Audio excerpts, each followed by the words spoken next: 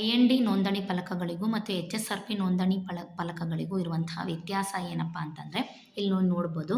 IND ಅಂತಂದರೆ just ಈ ಥರದ್ದು ಒಂದು ಸಿಂಬಲ್ ಇರುತ್ತೆ. ಬಟ್ HSRP ನಂಬರ್ ಅಂತಂದರೆ ಇಲ್ಲಿ ಲೇಸರಲ್ಲಿ ಕೊಟ್ಟಿರುವಂಥ ವಿಶೇಷ ಗುರುತಿನ ಸಂಖ್ಯೆ ಇರುತ್ತೆ.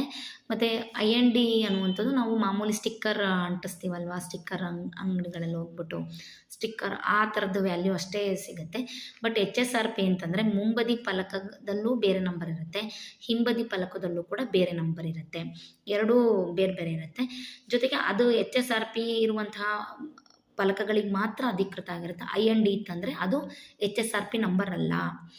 ಜೊತೆಗೆ 4 ಚಕ್ರ ಅಥವಾ 4ಕ್ಕಿಂತ ಹೆಚ್ಚು ಚಕ್ರಗಳಿರುವಂತಹ ಗಾಡಿಗಳಿಗೆ ಗಾಜಿನ ಮೇಲೆ ಅಂಟಿಸ್ಲಿಕ್ಕೂ ಕೂಡ 3ನೇ ಒಂದು HSRP ನಂಬರನ್ನು ಕೂಡ ಕೊಡಲಾಗುತ್ತೆ. ಅದನ್ನು ಈ 3 ಫಲಕಗಳಿದ್ದರೆ ಮಾತ್ರ ಅದು ವ್ಯಾಲ್ಯೂಯಬಲ್ ಆಗುತ್ತೆ. ದ್ವಿಚಕ್ರ ವಾಹನಗಳಿಗೆ 2 ಇದು ಅನ್ವಯ ಆಗೋದಿಲ್ಲ.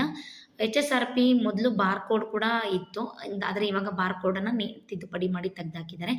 ಸೊ HSRPನೇ ಬೇರೆ, INDನೇ ಬೇರೆ. HSRP ಇವಾಗ ಕಂಪಲ್ಸರಿ ಆಗಿದೆ. 17th ಲಾಸ್ಟ್ ಡೇಟ್ ಇದೆ. ಸೊ 15 ವರ್ಷಕ್ಕಿಂತ ಹಳೆಯ ವಾಹನಗಳಿಗೆ HSRP ನೀಡೋದಿಲ್ವಾ, ನಂಬರ್ ನೀಡೋದಿಲ್ವಾ ಅಂತಂದರೆ ಇಲ್ಲ, ನೀಡ್ತಾರೆ. 20-25 ವರ್ಷದ ಗಾಡಿಗಳಿಗೂ ಕೂಡ ನೀಡಿದ್ದಾರೆ.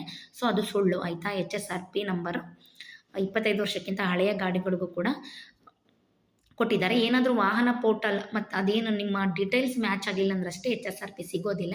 ಅದಕ್ಕೆ ನೀವು RTO ಕಚೇರಿಗೆ ಭೇಟಿ ನೀಡಿ ಅದನ್ನು ವಿವರವನ್ನು ಸರಿಪಡಿಸ್ಕೊಳ್ಬೇಕಾಗತ್ತೆ. ಈಗೇನೇನು ಇಂತಹ ಸುಳ್ಳು ಸುದ್ದಿ ಇದೆ ಅಥವಾ ಜನರಿಗೆ ಇದ್ರ ಬಗ್ಗೆ ಜಾಸ್ತಿ ಅರಿವಿಲ್ವಾ, ಇದನ್ನು ಅರಿವು ಮುಟ್ಟಿಸೋ ಕೆಲಸವನ್ನು ಸಾರಿಗೆ ಇಲಾಖೆ ಮಾಡಬೇಕು ಅನ್ನೋದನ್ನು ಈ ವರದಿ ತಿಳಿಸ್ಕೊಡುತ್ತೆ.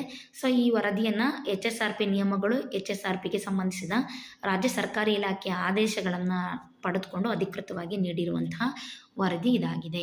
ವಿಡಿಯೋ ನೋಡಿದ್ದಕ್ಕಾಗಿ ಎಲ್ಲರಿಗೂ ಧನ್ಯವಾದಗಳು. ಚಾನಲ್ನ ಸಬ್ಸ್ಕ್ರೈಬ್ ಮಾಡಿ, ಲೈಕ್ ಮಾಡಿ, ಶೇರ್ ಮಾಡಿ, ಹಾಗೆ ಬೆಲ್ ಬಟನ್ನ ಪ್ರೆಸ್ ಮಾಡಿ.